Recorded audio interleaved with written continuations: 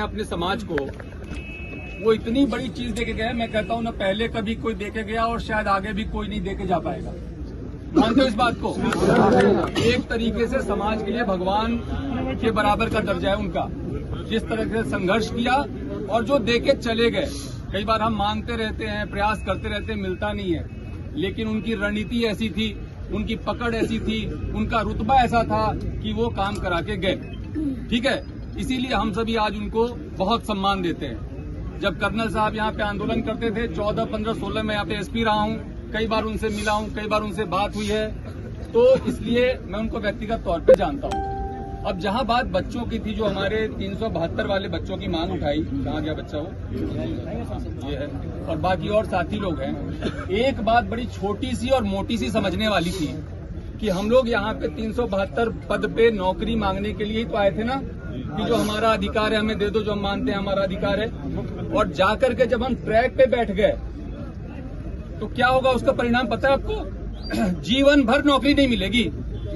समझते हैं इस बात को? रेलवे एक्ट का मुकदमा लेगा तो जीवन भर नौकरी नहीं मिलेगी, तो हम कर क्या रहे हैं? और मैं इसलिए वहां से चल के आया।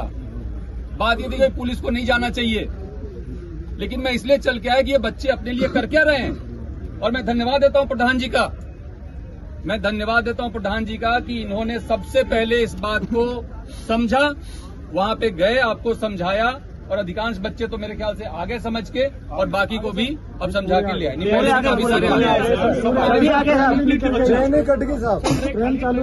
बहुत बढ़िया। तो आप लोग इस बात को समझो कि एक तो प्रशासन, सरकार और समाज अलग अलग नहीं है।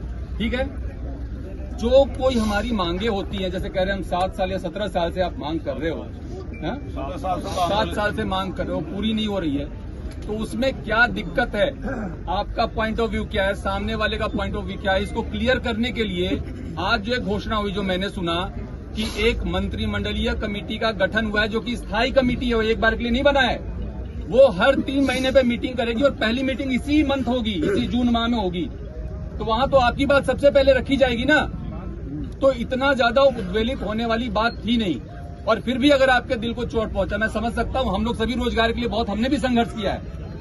हम भी कॉलेज में पढ़े, दिल्ली जाके पढ़े, नौकरियों के लिए कंपटीशन दी, फिर नौकरी हुआ तो नौकरी में हमें पता है कि एक बेरोजगार का दर्द क्या होता है। लेकिन साथ ही साथ अगर ये दर्द था तो थोड़ा सा धैर्य रखना चाहिए था, मैं मानता हूं।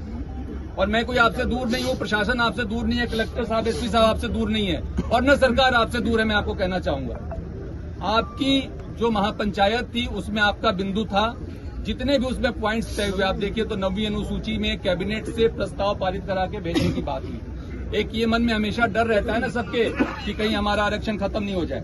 ठीक है, तो वो 9वीं अनुसूची में डालने के लिए कैबिनेट से प्रस्ताव पारित करने की बात को लेकर के सरकार ने अपनी सहमति व्यक्त की है, जो कि पहली बार हुआ।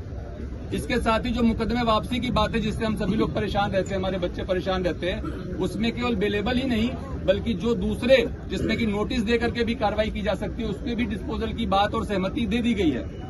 देवनारायण योजना में आपके संघर्ष समिति के जो प्रतिनिधि जो आप नामित करेंगे, उनको शामिल करने की बात हो गई है। कैबिनेट सब कमेटी में जो मीटिंग होगी उसमें आपके प्रतिनिधि जो नामित होंगे उनको शामिल करने की बात हो गई है। तो आप हर 3 महीने पे मिलोगे।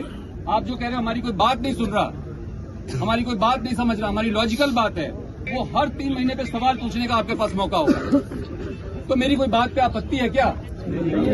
और इस देश में गांधी के देश में अगर गांधीवादी तरीकों को छोड़ करके हम दूसरे तरीके पे जाएंगे और बिना सोचे समझे जाएंगे तो अपना भविष्य अंधकार में डाल रहे हैं। तो मेरे को बच्चों इतनी बात कहनी थी। आप सभी बहुत समझदार हैं, पढ़े लिखे हैं, मैं आपका बड़े भाई जैसा हूं। अगर आप बड़े भाई की राय को मानते हैं, अभी आप लोग जो भी यहाँ बैठ के अपना तय करेंगे नीति रणनीति, उसके बारे में मुझे कुछ नहीं कहना, लेकिन मैं कहूंगा कि जो भी निर्णय लिया करो उसमें अपना भला तो पहले सोच लिया करो, जिससे कि आपका बहुत भारी नुकसान नहीं हो जाए। तो इतनी सी बात करनी थी। सबको बहुत बहुत धन्यवाद। वंदे मातरम।